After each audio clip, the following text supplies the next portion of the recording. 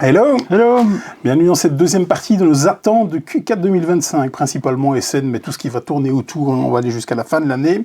Pour rappel, c'est tout ce qu'on a vu qui était dans notre viseur, donc on va suivre surtout sur des noms d'auteurs, sur des maisons d'édition, sur des personnes avec lesquelles on a l'habitude de travailler, mais aussi, me concernant, ce sera pour moi et aussi pour Golden Meeple, parce qu'il y a certains titres qui sont plus axés Golden Meeple par rapport à moi. Accès import. Oui, ce sera en anglais d'abord. Ce sera principalement de l'import, et d'ailleurs on va commencer tout de suite par quelque chose qui ne sera pas de l'import, ce sera Moustache. Moustache, c'est un jeu d'Alexandre Aguilar, mais aussi de Jules Messot, donc l'auteur de l'excellent Acropolis. Un jeu de pli qu'on a eu l'occasion de tester à la Gemcon, parce que c'est Romain qui était venu avec un proto de ça, donc jeu de pli. Un beau proto d'ailleurs. Oui, très. Le proto, il était limite fini. Vous allez travailler en équipe, mais c'est absolument pas coopératif. C'est chacun pour sa tronche. Il va y avoir plusieurs manches dans lesquelles on va changer l'équipe. Il va y avoir pas mal de contraintes. J'ai trouvé ça très fun. Les illustrations étaient dingue, vraiment, j'ai trouvé ça magnifique. Donc là, dès qu'il arrive, je saute dessus. C'est jeu de pli fun. Ouais, oui, c'est pas très brainy, même s'il y a quand même un peu de stratégie quand même et tout. Donc vraiment très bon format, et c'était très belle surprise. À jouer à nombreux. Oui, clairement. Parce qu'on avait joué à 6 de mémoire. Ouais, je pense que c'est une bonne copie. Donc très chaud dessus, et les illustrations. C'est en 2 équipes en plus. Oui. Picobello les illustrations. Je t'en prie. Prenons celui-là, Dirt and Dust. Donc, vous avez peut-être déjà entendu parler. C'est un jeu qui était sorti à la Gen-Con. On en a pas mal parlé. Pourquoi ? Parce que c'est un des 2 auteurs de Kutnaora. Donc ici c'est chez Albi cette fois-ci. Ouais. C'est pas du tout le même genre, puisque Dirt and Dust, un peu comme son nom l'indique, il y a souvent Dirt dans les jeux de rallye, c'est un jeu de course, c'est un jeu de rallye. Mais c'est un jeu de rallye à base de deck building et de placement de dés. Ça a l'air super intéressant, ça a l'air original. J'aime bien les jeux de course, j'aime bien Kutnaora, donc je ne demande qu'à voir, je serais peut-être déçu. Ça se base de nouveau sur pas grand chose, mais en tout cas, moi, c'était. D'ailleurs, à Gen Con, j'avais essayé de le récupérer. Ça ne s'est pas fait, mais voilà, je vais me rattraper dès qu'il sera disponible. Mes attentes sont ultra démesurées pour celui-là. C'est peut-être le jeu que j'attends le plus, qui arrive en français, ici par Pixie Games. C'est Anarchy, qui est un jeu de Bob Hill qui nous a fait l'excellentissime Mur d'Adrien. Non, c'est pas vrai. Si, c'était exceptionnel. C'est Anarchy, très mauvais. Qui est apparemment dans la même veine, donc c'est un jeu, je pense que vous allez jouer bien entendu à plusieurs, 4, 6, ce genre de choses, et donc bien entendu, ce sera quand même qu'un jeu solitaire. Moi j'ai adoré le Mur d'Adrien, et donc là maintenant je suis ultra chaud pour celui-là, mais vraiment ultra chaud. De ce que j'ai entendu, les gens qui ont joué aux 2 préfèrent l'original, donc sans doute que Anarchy est meilleur. Ça peut pas être pire. Je laisserai jamais je vais laisser ça au montage. Ça peut pas être pire. Enfin si, pour faute de goût, mais c'est incroyable. Ça peut juste pas être pire de toute façon. C'est ça l'avantage. Bon. Vous avez le réalisme, le bon sens et la mauvaise foi. Faites votre choix. Exactement. Faites votre choix. Faites de me croiser. Tellement. Oh là là, ça va être un bijou. Je crois pas non. Guildlands. Un jeu dont on n'a pas beaucoup parlé, qui est un petit peu passé sur les radars. Je t'en ai parlé il y a quelques jours, qui était sorti pour la Gen Con. Pourquoi c'est assez intéressant ? Parce que c'est un jeu de pose de tuiles, pensez Carcassonne, Cascadia, ce genre de choses, mais avec des factions, 6 factions dans la boîte, ça peut jouer à 6, un peu à la route. Donc vous avez un plateau, évidemment ça reste beaucoup plus léger, on n'est pas du tout dans le cadre de route, ça ne s'adresse pas aux mêmes joueurs, sautez pas tout de suite dessus. Mais en tout cas chaque faction a sa propre façon de scorer et a en général une action un petit peu différente des autres. Donc voilà, mais c'est surtout le scoring qui change. Alors donc c'est un jeu fortement interactif, puisqu'on pose les tuiles, on peut les tourner, on peut faire en sorte d'améliorer son scoring, mais aussi évidemment d'essayer de bousiller le scoring des autres. Que demander de plus, route plus Cascadia. J'ai tellement envie de jouer à The Anarchy, du coup.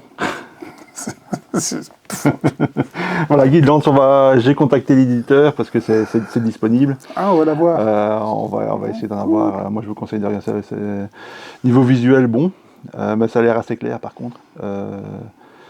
Moi, j'ai envie et je suis sûr qu'il y aura des gens qui en auront très très envie aussi. Donc voilà.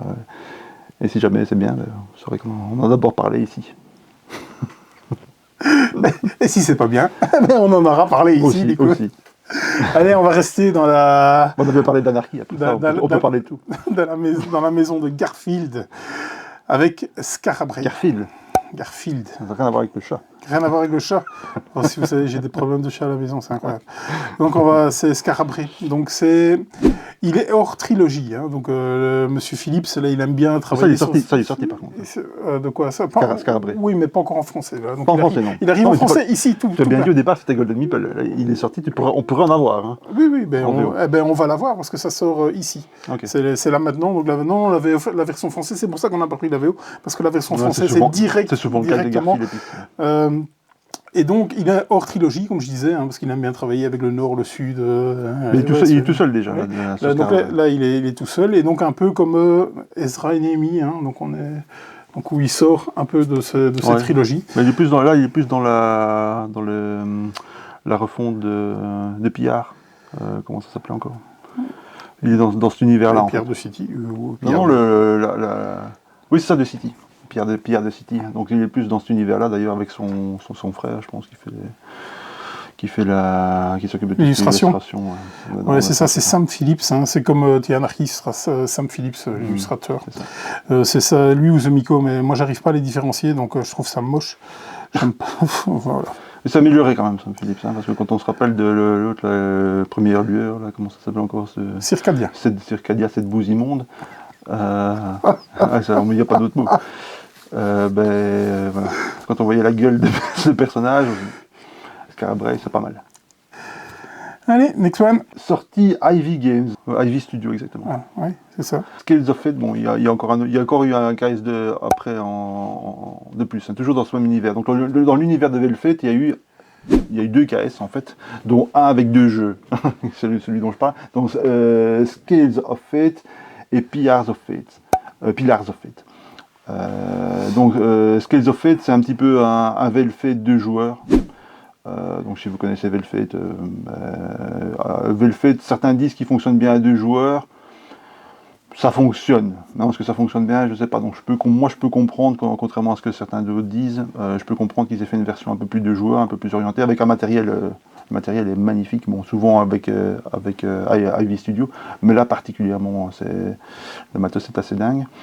Et ils ont sorti aussi un petit jeu qui s'appelle Pillars of Fate, toujours dans le même univers, donc de Velfate. Et là, c'est vraiment un mélange de l'idée, donc le petit twist de Velfate et d'un jeu comme Battle Line ou Shoten Totten. Voilà. Donc comment je dis, un jeu où on va se battre sur différents terrains, un lane battler, comme on appelle ça. La particularité, c'est que d'habitude, on veut absolument gagner les terrains. Ici, en fait, on veut gagner les terrains, mais les cartes sur lesquelles on va jouer, donc on a non seulement des chiffres, mais aussi, comme dans Velfate, des plumes ou des scorpions. Et donc, si on gagne avec les plumes ou si on gagne avec les scorpions, ça ne fait pas la même chose, puisqu'on va avoir des points positifs ou des points négatifs. Donc, on peut très bien laisser gagner l'autre en jouant des scorpions, en espérant qu'il la prenne, et s'il la prend alors qu'il y a un maximum de scorpions dans cette ligne-là, il prendra la carte, mais avec des points négatifs au lieu d'avoir des points positifs. Et vice-versa, évidemment. Donc, voilà, c'est tout con, mais ça a l'air super sympa. Un KS qui n'était pas trop cher, en plus, contrairement aux autres Ivy Studio, et c'est relatif évidemment, mais j'ai eu grosse envie de l'avoir. J'avais beaucoup aimé Velfate, même s'il y avait certains problèmes. Et d'ailleurs, le Kickstarter qu'ils ont fait après, toujours dans l'univers de Velfate, qui s'appelle, je sais plus parce que c'est toujours au Fate, c'est toujours dans ce même univers, a l'air vraiment très très sympa, avec aussi un placement d'ouvriers, qui est le deuxième après Bring, donc on fera un bûcher au laurier très bientôt, vous aurez ça sur la chaîne aussi. Bon, j'arrête là. Ouais, Ivy Studio, si vous avez l'habitude de suivre leurs campagnes sont absolument dégueulasses à suivre, c'est incroyable. Vous avez une liste d'add-ons qui fait 10 km, vous pouvez avoir un rencard avec la mère de l'auteur, les draps dans lesquels il a dormi. Je suis pas d'accord. C'est une purge à suivre. Par contre, ils permettent de reprendre, tous leurs anciens jeux avec les add-ons. Donc, moi, je trouve que c'est bien, mais c'est vrai que ça peut, la liste est vite. Vous avez une liste, mais comme ça, c'est exagéré à suivre. Mais en tout cas, c'est toujours du matériel d'extrême belle qualité. Vous allez me dire, pour le prix, c'est le prix d'une villa Gnoc, hein. C'est sérieusement, parce que ces caisses-là frappent très très dur. C'est surproduit. Ah oui, au plus grand point. Mais ils sont, par contre, en termes d'édition, ils sont vraiment, et en termes de relations éditeur-boutique aussi, ils sont exceptionnels. Ils ont ici, par exemple, ils font une erreur de prix, ils disent c'est pas grave, laisse tomber, on s'est trompé, c'est pour vous. Ou alors ils ont envoyé en double, c'est pas grave, gardez les boîtes. Ouais, ça c'est à noter, franchement. Il y a très peu d'éditeurs qui font ça. Oui, clairement. Donc ça, respect à eux, franchement, c'est pas mal. De mon côté, c'était aussi un KS, mais il arrive en français alors que le KS n'est pas encore là. C'est Sweetlands qui est... Il arrive en KS uniquement en anglais? Il n'arrive pas en français en KS? Non, il arrive en KS. Non, il arrive en KS en anglais et en français. Il sera là quasiment en même temps. Okay. J'ai un trou de mémoire sur la maison d'édition. Uchibakoya, c'est ça. Et donc l'auteur c'est Totsuka Chuo, qui nous a fait Ostia. Moi j'ai beaucoup aimé Ostia. Il nous a fait Torné qui a eu un grand succès en termes de jeu de pli. Sur notre qu'on a fait rentrer, donc il sera des pouvoirs, du placement de tuiles, donc très très envie. J'aime beaucoup la DA. Grosse boîte. Ce sera un format un peu comme Ark Nova ou les EGG, mais un peu plus fin, mais en termes de boîte, on sera aussi sur des grosses boîtes comme ça. Ouais. Donc il arrive en français, alors que les backers ne l'ont pas encore eu. À mon avis, tout va se faire en même temps. J'ai même l'impression que ça va être les mêmes qui vont distribuer le KS et les versions françaises. Et chez Uchibakoya, le matos est toujours assez dingue. Ils sont spécialisés dans les meeples, dans les meeples avec des formes particulières, avec du silk screen dessus. Et donc ça, c'est toujours vraiment magnifique. Le jeu donne envie. Après, je pense que c'est assez classique, hein, parce que les gros jeux, jeux japonais, c'est souvent assez classique par rapport à ce qu'on fait en Europe. Maintenant, celui-là, elle est particulièrement sympa. On va parler de Greenville. Greenville, qui est un GameFound, donc c'était une campagne participative sur GameFound, d'un jeu d'un autre temps, on va dire, en termes de DA. Je pense que le gars tout fait lui-même. Pour vous dire, quand je voyais les illustrations, notamment des cartes, les têtes qu'il y a dessus, je pense à des vieux spotters, je pense à Cannes, qui est un des plus moches. Mais bon, le jeu a l'air, ceci mis de côté, le jeu a vraiment l'air sympa. On développe sa ville, beaucoup d'interactions.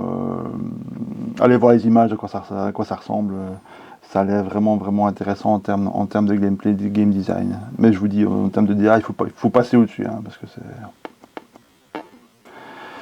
Mais grosse attente, parce que ça a l'air vraiment différent de ce qu'on fait actuellement. Le suivant, on est aussi sur plateforme participative. Il y a un bûcher au laurier dessus, c'est Galactic Cruise. Il arrive en français chez Super Meeple. On avait beaucoup aimé notre partie. On avait aimé. En tout cas, moi, bien. Après, j'ai revu des revues où c'était déjà un peu moins dithyrambique là-dessus. C'est solide. L'édition et le soin apporté à l'édition est vraiment top. Là, vous êtes sur une plus grosse boîte qu'un type de Lacerda, beaucoup plus épais, donc même format, mais beaucoup plus épais. Mais pas aussi complexe. Non, là, on parlait de boîte, mais...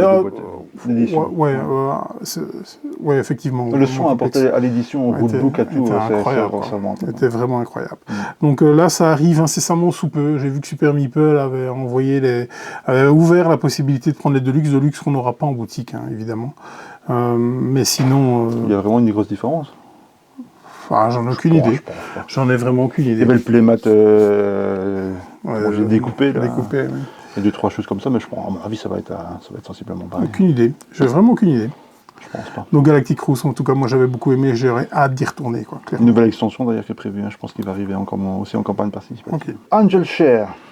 Donc c'est un jeu qui est annoncé depuis, je pense que Spielworks l'a annoncé il y a au moins 2 ou 3 ans. Vous voyez cette image. Un jeu de Scott Almes que je déteste. Il n'y a pas un jeu de Scott Almes que j'ai apprécié. Voilà, vous me dites pourquoi est-ce qu'il est dans cette liste. Parce que Spielworks Capstone, hein, je pense d'ailleurs ça sort en même temps chez Capstone. Spielworks, on aime beaucoup. Spielworks, parce on remercie pour la collaboration, parce qu'on les a tous quasiment, les Spielworks. Ouli, c'est des jeux qui n'arriveraient probablement pas au stade de l'édition. Donc ça, il faut connaître ça. Arkwright, probablement, ne serait jamais arrivé jusque-là. Et pourtant, quel jeu c'est. Bref, Spielworks plus donc Scott Hals, mais un jeu où on va acheter des fûts de whisky dans différentes distilleries. Et à un certain prix, on va les revendre à un autre prix, on va faire en sorte que le prix augmente ou baisse d'ailleurs. Donc voilà, c'est un jeu avec un côté stock market, un côté euro, un côté stock market. Pour petite histoire, ça s'appelle Angel Share parce que c'est le nom assez poétique qu'on donne au fait de laisser vieillir les fûts de whisky qui perdent un petit peu de leur contenance. Par évaporation évidemment pour concentrer les arômes. Donc c'est un petit peu comme si c'était récupéré par des anges en fait. Et en même temps, je pense qu'il y a un petit jeu de mots, share, part en anglais, puisque c'est un jeu quand même avec un stock market. Donc voilà, Angel Share, Scott Hals. Est-ce que celui-là va me réconcilier? Je vais enfin pouvoir dire qu'il a fait un bon jeu. On verra, mais je suis assez confiant. On reste chez Pixie, chez Garfield aussi. Les extensions, les vagues d'extensions de tout ce qui est Tigre du Sud, apparemment. Moi, je les ai reçus en Kickstarter. Brouette arrive. Donc, pour moi, c'est la meilleure trilogie qu'il ait fait. Pourtant, j'aimais beaucoup la trilogie du Sud. C'est la trilogie du Sud. La trilogie de l'Ouest, pardon, la trilogie rouge, mais la trilogie jaune, la trilogie du Sud est clairement au-dessus du lot, il y a pas photo, et donc je suis très curieux de savoir ce que les extensions vont apporter. Parce que, voilà, Romain, qui a déjà joué avec celle lequel le dernier Inventeur nous ont dit que du bien. Donc je suis très... Moi, je me suis pas intéressé à celle de Voyageur. Mais j'ai regardé celle évidemment d'Inventeur, mais ça Romain on avait suffisamment parlé, je sais ce que c'était, c'est juste, ça ne rajoute pas de règles, etc. Ça permet juste de rendre le jeu plus satisfaisant. Et Inventeur fait ça aussi. Donc je ne l'ai pas encore joué, je l'ai lu, mais ça m'a vraiment donné envie. Je pense que les trois extensions corrige certaines choses et surtout rendent les parties plus satisfaisantes. On fait plus de choses, ça rallonge probablement un petit peu le temps. Mais je pense notamment, encore une fois, Voyageur, je le mets sur le côté parce que j'ai absolument rien regardé. Mais je pense que pour Érudit et pour Inventeur, je pense pas que les gens qui à l'extension joueraient encore sans. En tout cas, moi personnellement, je pense que ce sera directement dans la boîte de base. Voilà. Et puis, comme toujours, il y a aussi en tout cas sur Kickstarter, la petite boîte qui permet de jouer aux trois jeux et faire une seule grosse partie entre guillemets, des trois jeux les uns à la suite des autres. Waddle qui sort chez Allplay. Petit format comme toujours, hein, petite boîte carrée Waddle. Petit jeu mais grand jeu. En fait c'est la réimplémentation d'un petit bijou que j'ai eu longtemps et que j'ai finalement vendu, je sais pas pourquoi. Moi j'en vends parce que je manque de place. Un jeu qui s'appelle Gypsy King. C'est tout con. Ça aurait pu s'appeler Turner de Game. Donc, en fait, vous avez une map que vous générez en mettant des petits plateaux, une map d'hexagone en fait. Et il y a des lacs qui sont numérotés. Et on commence par le premier lac. Et là, chaque joueur, dans l'ordre du tour, peut soit placer ici Waddle c'est des pingouins, hein, c'est plus des roulottes, c'est des pingouins, peut placer un pingouin autour de ce lac n'importe où, ou passer. Et s'il passe, en fait il sera premier dans l'ordre du tour pour le lac suivant. C'est aussi con que ça. Donc c'est juste ça. Est-ce que je place, évidemment vous imaginez bien que ce sera une question de majorité autour des lacs, hein, pour marquer des points de victoire, mais est-ce que je place un pingouin? Et si jamais on reste dernier et que tout le monde a passé, on peut placer des pingouins tout autour du lac. Voilà, les règles s'expliquent en 3 secondes et je peux vous dire que quand vous jouez, c'est du pur génie. En plus ici, ils ont, dans Gypsy King, c'était des bouts de bois à la couleur des joueurs qu'on superposait pour faire l'ordre du tour. Ici, dans Waddle, ils ont fait un système de billes qui descendent. Donc c'est de la gravité qui fait, quand on prend une bille, si on place un pingouin, on la remet au-dessus. Donc on est dernier dans l'ordre du tour, et si jamais on dit qu'on passe, on passe de l'autre côté, il y a une autre rivière, entre guillemets, et on la place le plus haut possible dans cette rivière, et donc on sera mieux placé pour l'ordre du tour pour le lac suivant. C'est con, c'est génial, c'est exactement le genre de jeu que j'aime bien, qui s'explique en 30 secondes, qui joue en un quart d'heure, et chaque tour on a une décision ou plusieurs qui sont fantastiques. La simplicité au service de la décision, voilà. Exactement tout ce que j'aime. Ace of Spades, chez De Vere. Ah bon, ça on a beaucoup parlé, hein. Ouais. Je t'avais d'abord parlé il y a un certain temps, que c'était un jeu qui promettait, et puis après il y a eu un énorme bad buzz, mais énorme bad buzz. Apparemment 2 cartes vont être refaites totalement, on sait pas trop parce que ça part un peu dans tous les sens. Je me demande même là du coup s'il y aura une localisation tellement de bad buzz a été fort, mais une fois que De Vere aura lissé tout ça. La réaction de De Vere a été appréciée par des personnes qui ont reproché le problème. Donc ce sera un jeu solo ou à 2 en coop, mais c'est plus à accès solo. Ça parle aux joueurs de poker que je suis parce que ce sera sur le Texas Hold'em. Ça va être une espèce de dungeon crawler avec des combinaisons de poker. On doit battre des monstres en fait avec des gars. C'est très plaqué. Hein. Voilà, donc De Vere là qui m'a vachement refroidi ces derniers temps. Donc c'est un peu tout ou rien avec eux pour le moment. Donc là, j'ai. Mais il y a Covenant d'ailleurs aussi, hein, le prochain jeu de German Mian, Bitoku et autres qui sort chez eux. Bizarrement, on l'a pas dans notre liste ni l'un ni l'autre. J'ai rien vu à ce sujet. J'ai justement joué Mennefer qui me demande à revenir de Milan justement. Ouais. Donc, je rappelle que Transgalactica, c'est ni fait ni à faire en termes d'édition. Bûcherie, allez voir, il est en pleine forme. Hein. Il n'y a rien qui m'énerve plus que ça. Alors, on va pas l'énerver. La suite, vas-y. T'as fait ça reste à moi. Ayar. Ça m'étonne que tu l'aies pas mis dans ta liste d'ailleurs. Tu sais même pas c'est quoi. Ayar, Merv, Sankoré, Ayar. Ouais, je pense que tout est dit. Ah oui, ça y est, maintenant je vois c'est lequel, effectivement. Children of the Sun, le sous-titre. Oui, je vois, c'est les deux mêmes auteurs que... Chez Osprey. Chez Osprey. C'est les deux mêmes auteurs que Sankoré. Donc dans le piano évidemment, et c'est un format plus court, un cran en dessous de Sankoré. Ayant adoré Sankoré, forcément il devait être dans ma liste. Ça va pas plus loin que ça. Ayant adoré Merv, il a... Oui, moi je fais partie de ceux qui défendent Merv. Et d'ailleurs on va rester là-dessus, parce que le prochain pour moi c'est Bagdad. Ah oui. Bagdad, City of Peace, qui est chez Alekat Games, et ça fait peur aussi, parce qu'on n'a pas des bonnes relations avec eux. C'est un Lopiano et un Mongone, qui nous a fait Shackleton Base, entre autres, mais Murph, Kalimala, enfin voilà. Donc voilà, nous on l'a backé, on l'a vraiment backé. Donc j'ai entendu dire que ça risquait d'être court pour Essen, sachant qu'ils pensaient avoir les boîtes pour Essen passer. C'est Alekat quoi. Ils sont lunaires, les gars. Donc ils pensaient avoir les boîtes pour SN 2024, ça risque d'être trop court pour SN 2025. Voilà, c'est à les 4. Donc on espère vraiment que ce sera Q4 2025, messieurs. Les 4. Donc qu'est-ce qu'on va faire ? Il y aura une rondelle, c'est du placement d'ouvriers. Moi j'aime bien les jeux avec une rondelle. Voilà, donc Bagdad. 18 Royal Gorge. Il doit avoir un jeu de train, forcément. Je sais bien que ça t'enchante. Non, ça n'a pas pris. Moi, j'ai PLG. C'est un Kickstarter, j'ai PLG en solo. C'est pas un truc à prendre pour le magasin. 1899 des rangs de Gunil, c'est simplement parce que c'est Gunil. J'aurais pu mettre le nouveau jeu de la boîte d'édition de Dune Imperium. Comment s'appelle-t-il encore ? Oui. Ben oui, je l'ai. Un truc avec des trains aussi, il me semble. C'est ça.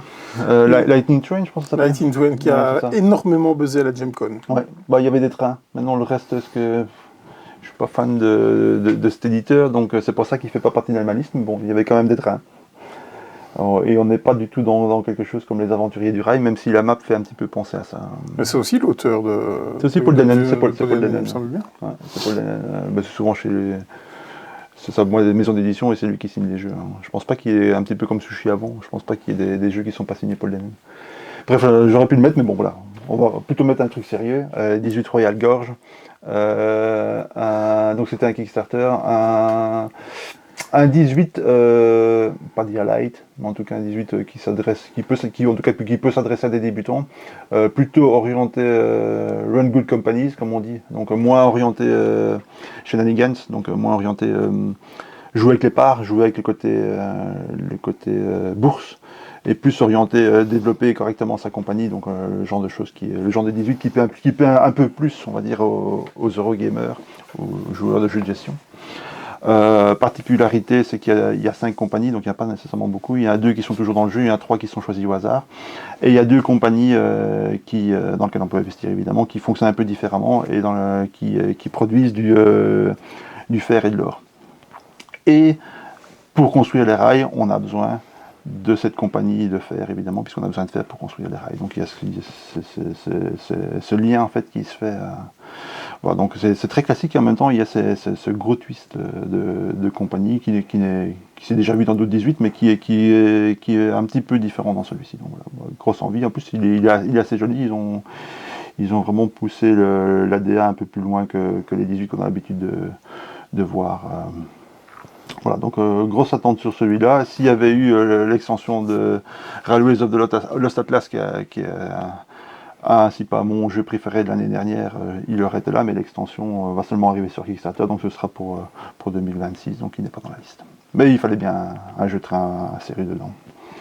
Et c'est 18 Royal Gorge. Le dernier de ma liste, je pourrais encore en mettre un si tu en as encore, si tu en as 2 dans ta liste. J'en ai encore un, je pense. Ah bien, alors ce sera le dernier de ma liste parce que l'autre je le mettrai chez Lily Corner. C'était Terre de Loup. Mais je vais vous parler de Sanctuary. J'ai super peur. Je suis en train de me déshyper à fond, mais vraiment. Il s'est fait massacrer chez Dice Tower. Pour ne pas être déçu. Tellement. Donc Sanctuary, c'est Art-Nova, le jeu de tuiles. On peut dire ça. Donc c'est dans l'univers d'Art-Nova. Moi, Art-Nova, c'est... Il est là-haut. Il est là-haut. Chez beaucoup de gens. C'est mon euro préféré. Ou si c'est pas mon euro préféré, parce que j'aime beaucoup Tricerion, mais je sors nettement plus Art-Nova. Donc je pense que oui, c'est mon euro préféré. Je me désaille pas mort pour essayer de ne pas être déçu. Vraiment. Pour une fois, Super Meeple le sort en même temps que la VO. Donc Feuerland va le sortir à SN, Super Meeple le sortira aussi à SN. L'extension d'Art Nova aurait dû sortir en même temps d'ailleurs, c'est juste qu'ils ont eu un petit problème de production. Okay. Et donc cette fois-ci, je pense qu'ils vont être plus attentifs à ça. Ouais, si vous avez envie de vous hypothéquer sur 3 générations, vous pouvez aller voir le KS de Art-Nova, qui est... Enfin, c'est pas le KS, c'est sur GameFoon, qui est juste un KS... Faut qu'on en reparle d'ailleurs. Ah, faut qu'on en reparle. D'accord. Donc Sanctuary, j'ai peur, j'ai super peur, je sais pas, je vais essayer de le jouer dans les bonnes conditions. C'est bien fait tailler chez Dice Tower. Tu viens de me le dire, donc on verra. Donc j'ai très peur. Ça ne veut pas dire grand-chose évidemment. Mais... Donc au niveau de la localisation, il n'y aura rien à dire parce que ce sera certainement transfluidis au niveau, je suppose, aux manettes de la règle. Donc ce sera de toute façon nickel. Donc je privilégierai Machine. Enfin, j'irai vers la VF. J'irai vers la VF. Donc voilà, j'ai peur. Mais en tout cas, je pense que ça va fonctionner, clairement. À moins que les déceptions se confirment derrière. Moi, j'ai absolument aucune attente, donc je serais curieux de le tester quand même. C'est quand même, Art-Nova, même auteur. Oui. Ça se tente surtout que le gars, à part faire une campagne ici pour du matos, il n'a rien fait d'autre. Hein. Il n'a même pas son titre en jeu, on va dire. Donc, en même temps, en même temps, ça va être compliqué de confirmer ou de faire mieux. Hein, donc, c'est ça, je peux comprendre. Les Frixellus. Bon, je suis pas un grand fan de Terraforming Mars. Hein, mais bon, on est bien d'accord. Ouais. Voilà. Alors moi, s'il y en a un que j'attends vraiment, c'est probablement ma seule grosse attente de SN en l'état, c'est Faya Swamp. Vous connaissez, vous savez que probablement j'aime beaucoup Kai-Vai, et c'est une réimplémentation de Kai-Vai, même s'ils ont changé pas mal de choses, dont certaines choses que je suis déçu qu'ils l'aient changé, au lieu de l'avoir simplement modulé, notamment l'espèce d'enchère entre guillemets sur le plateau joueur. Mais bon, Kai-Vai c'est de la bombe, et j'ai toujours dit qu'il fallait une nouvelle version en changeant 2-3 petites choses. Et on verra si les changements sont les bons, mais en tout cas, grosse envie. Grosse envie d'y jouer. Je rappelle qu'Aiwai, c'est un des deux auteurs, tu connu, un des deux auteurs de Terra Mystica, Gaia Project et autres. Donc c'est pour ça qu'on en parle pas mal actuellement de ce jeu. Sinon, je pense qu'il serait passé un petit peu inaperçu, parce que finalement, c'est juste un remake. Mais encore une fois, il y a pas mal de changements. Par contre, ils ont quand même gardé le système de vente de poissons qui dans les huttes. Spéciale dédicace. Une certaine partie qu'on a fait avec la bande. Oui. On avait beaucoup ri. Mais donc ce système de vente de poissons qui permet de gagner de l'argent et qui permet en même temps de scorer aux autres, etc. Donc c'est un jeu qui est très interactif, qui est vraiment génial. Et ça me permettra peut-être de remplacer la boîte de Kaivan originale, la seconde édition, avec cette extension dédicacée d'ailleurs. Hein. Si jamais il y a des amateurs, je l'ai mis ça en vente chez Golden Meeple parce que la boîte est vraiment trop grande. 650 €. Non, je n'ai pas mis cher en plus. Je pense que je l'ai mis 40 ou 50. Avec extension qui est tout à fait introuvable. Voilà, donc grosse attente sur celui-là. J'espère que je ne regretterai pas d'avoir vendu mon original pour cette nouvelle édition. Illustré par Demico, mais d'ailleurs, mais qui n'est moins reconnaissable qu'à l'habitude. C'est peut-être mieux. Hein. Ça a l'air assez joli d'ailleurs. J'aime pas ce Demico. J'aime pas les gueules en fait de Demico, mais j'aime bien sinon son style ne me dérange pas. C'est vraiment la gueule des personnages qui me dérange personnellement. Voilà, c'est ce qu'on attend le plus, ou c'est ce que Golden Meeple attend le plus. Donc, c'était très succinct comme explication. Vous pouvez aller voir sur la chaîne des ludopathes poconophiles qui font ça de façon plus en détail sur certains titres qui vont arriver. Eux, c'est spécifique SN, mais les vidéos sont de grande qualité. Ils prennent un peu le flambeau d'Alice Jaco, qui faisait ça avant d'être passé au stand-up. Ouais. Eh bien, c'est tout pour nous, je pense. Hein. On a certainement oublié. Oui, clairement, il y en a qui sont passés à travers nos mailles de filet, mais c'est déjà quelque chose sur lesquels vous êtes pratiquement certain de les retrouver sur le catalogue de Golden Meeple, pour la plupart, sauf si c'est des PS de façon personnelle, évidemment. Mais sinon, si c'est bien, on essaiera de les avoir. On va travailler pour ça. Et donc, merci de nous suivre et on vous dit à bientôt. À bientôt. Salut.